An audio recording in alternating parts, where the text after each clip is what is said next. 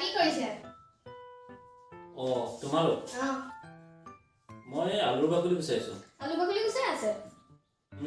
কিবা কামত আহিলা নেকি? নাই, ইনে আহিছিলো। ইনে আহিলা? কোৱাচোন বাৰু।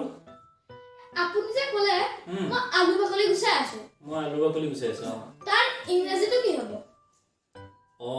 মই আলুৰ বাকলি গুচাইছো তাৰ ইংৰাজীটো। আজিকালি খুব পঢ়িছা ন? মই আলুৰ বাকলি গুচাইছো ইংৰাজীটো হৈছে I am peeling the potatoes। কি ক'লো?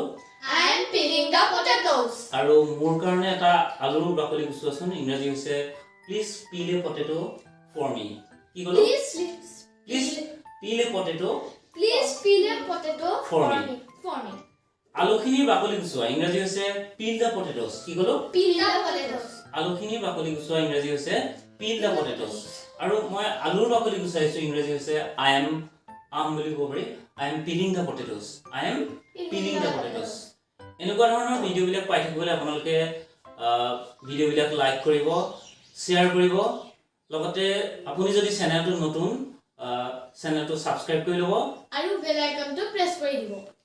বেল আইকনটো প্ৰেছ কৰিবলৈ নাপাহৰিব। ধন্যবাদ।